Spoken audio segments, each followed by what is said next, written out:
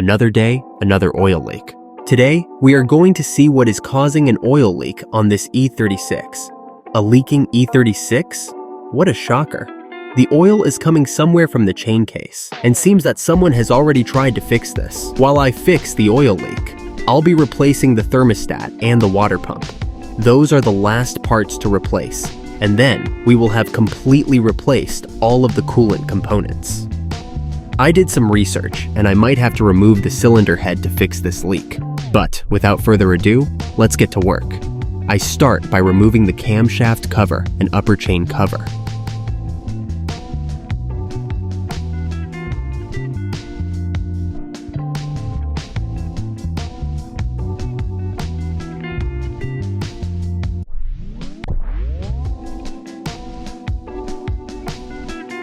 I drain the coolant before filming. I think that's worth mentioning.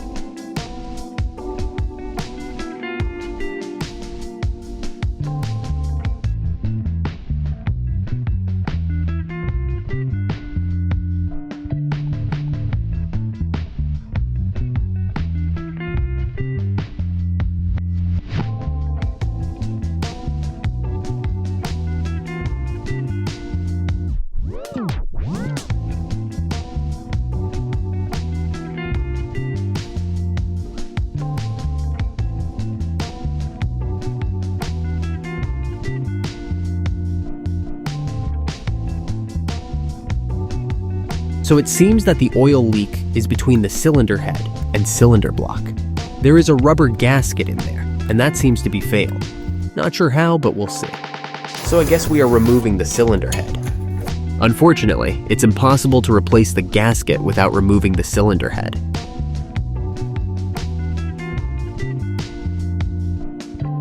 Removing the cylinder head is a lot of work, but I think we can manage that.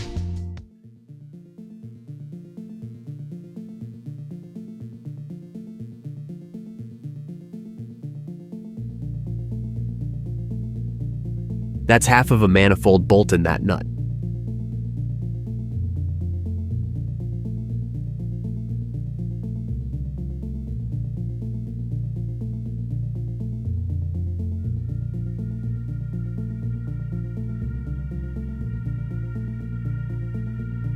So the plan is to remove the cylinder head with the manifolds. I don't want to replace the manifold gaskets again. I mean, I just recently replaced them.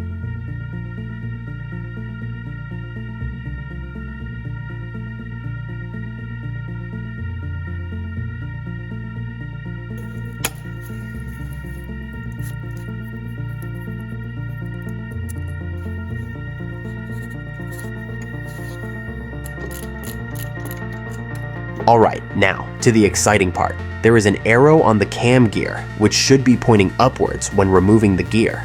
The arrow should point towards the bar on top of the cam. See that? Now we are good to remove the cam gear. Then, it's just loosening the chain tensioners, and we are clear to remove the cylinder head. Or should be clear.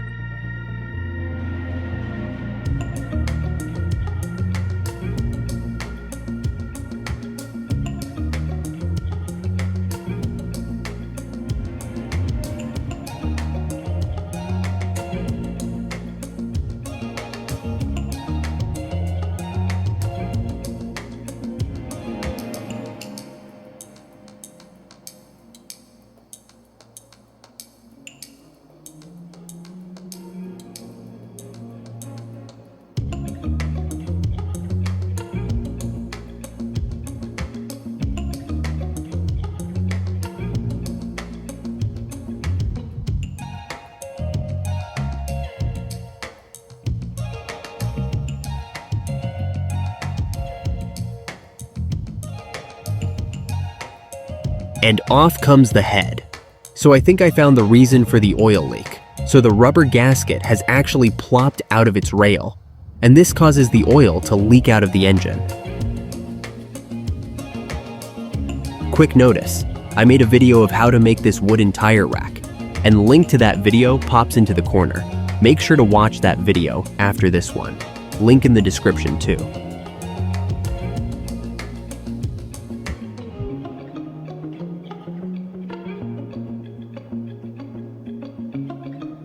While cleaning the surface of this engine block, I'm using a vacuum cleaner to keep all the debris and dirt out of the coolant and oil holes.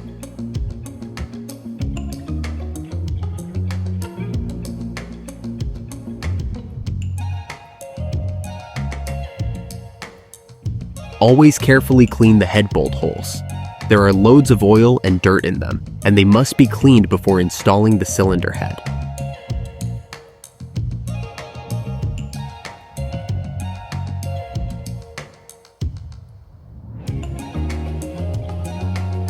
And there it is! All this work for this little piece of Funny how it's designed to be extremely difficult to replace. Okay, time to clean the cylinder head too. I won't be resurfacing the cylinder head this time. I know it's cheap not to resurface, but trust me, I have done this many times without resurfacing the cylinder head, and I haven't had any problems before.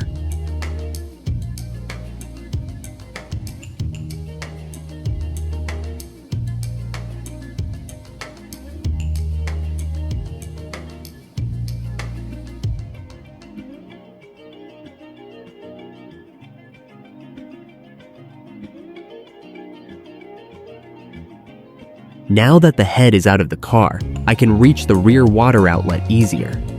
I should clean the outlet hole now, because last time I could not reach it very well while the head was still in the car.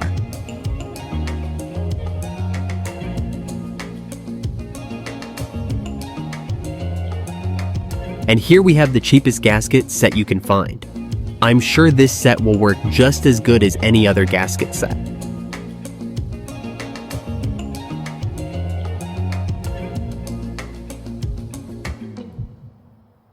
Here we have an example of how to, or how not to, drop the cylinder head into place. I mean, sure, an engine lift, or maybe just asking a friend for help might make sense, but nah, who needs common sense? We've got no time for things like doing it properly, right? Here's the tightening order and the torque specs. Shouldn't be too hard.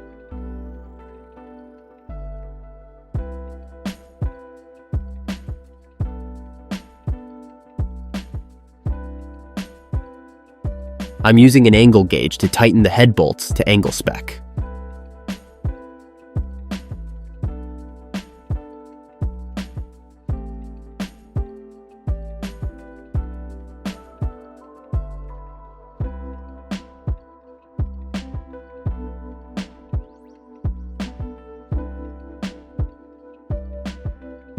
That wasn't too bad. Next up is the cam gear. The cam gear bolts should be tightened to 15 Newton meters.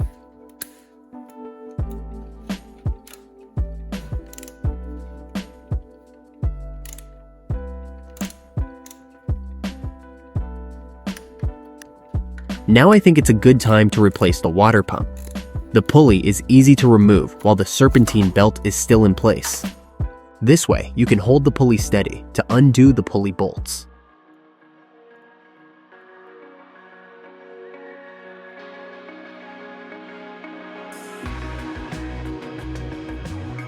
I tried to remove the water pump, but it wouldn't budge. Then, I went and checked the new one.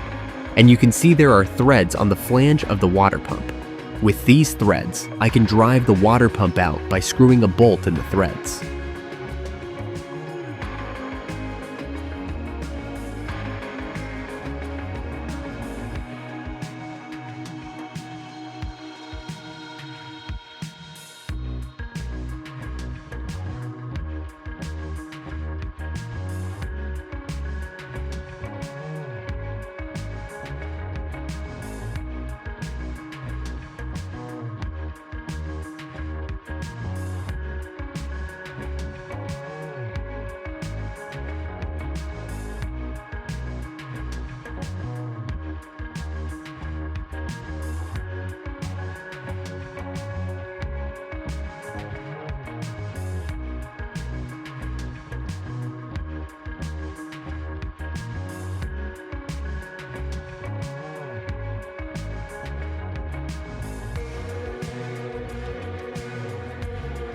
Alright, water pump has now been replaced. Now it's basically putting everything back together, and hopefully we don't have any issues along the way.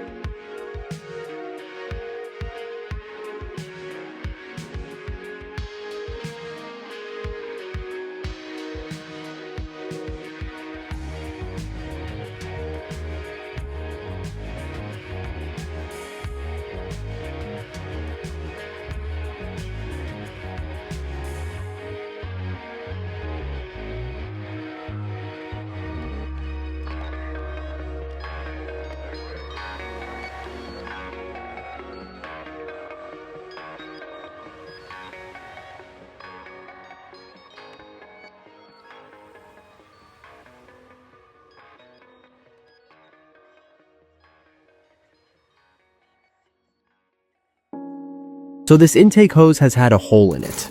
Fortunately, there are cheap replacement parts available for this.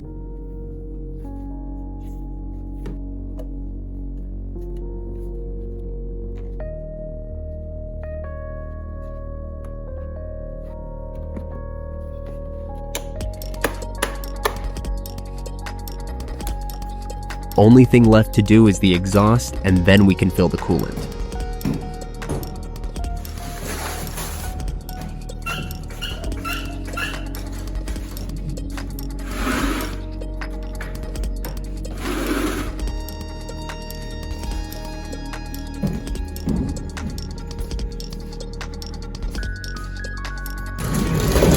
I ordered a new coolant outlet, but it hasn't arrived yet. However, I can still screw the coolant hose onto the current outlet to test the car. Once the new part arrives, I'll need to replace it right away.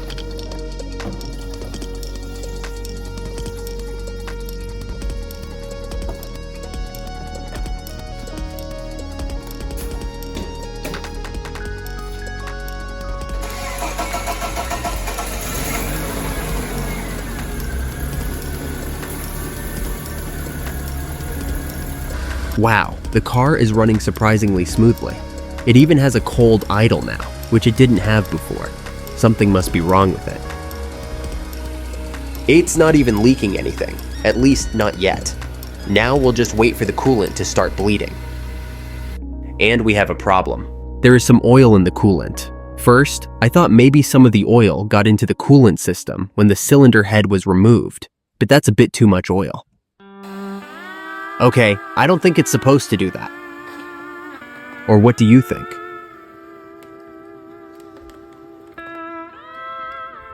Something must have gone horribly wrong during the process.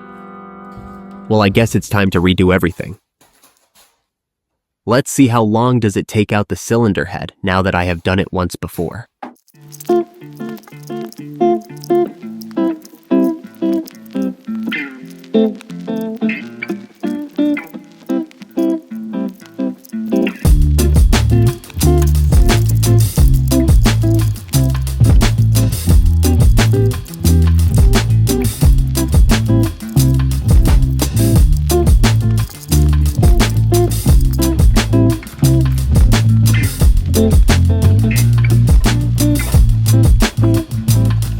"43 minutes. That was fast. Now you know how long it takes."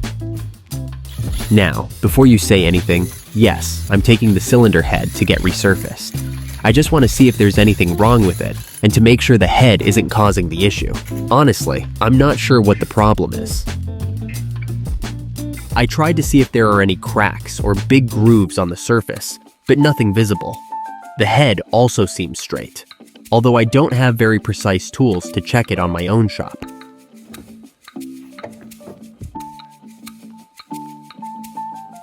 The head gasket is otherwise fine, but there are some suspicious marks on the gasket where the guide sleeve goes.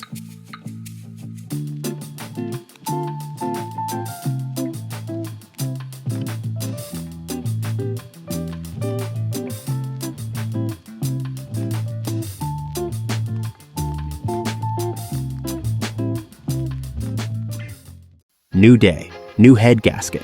This time, it's a Victor Reigns gasket.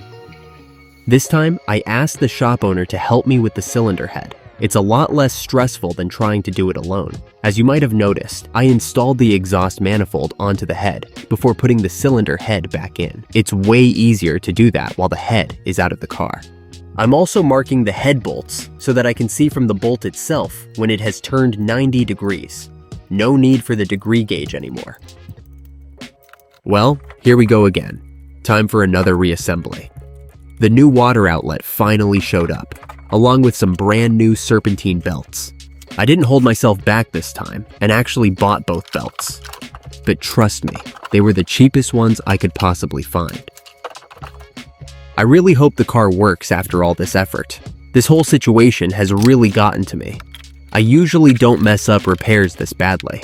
And since I don't have a lot of time each day to work on the car, it took me days just to get through the first round of repairs.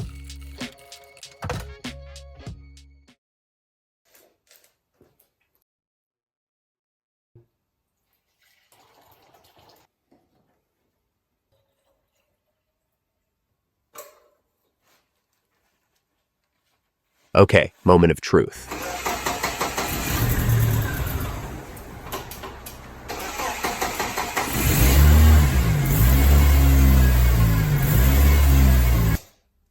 Make sure to put the oil cap back where it belongs, or else you might end up with oil spilling all over your engine bay.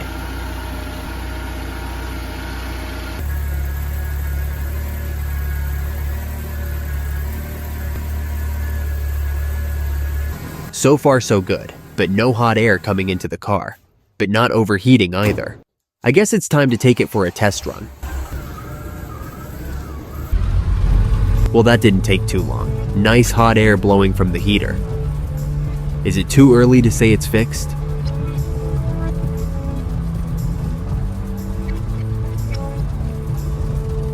So happy that the car is fixed after all this work, and that I got rid of that oil leak.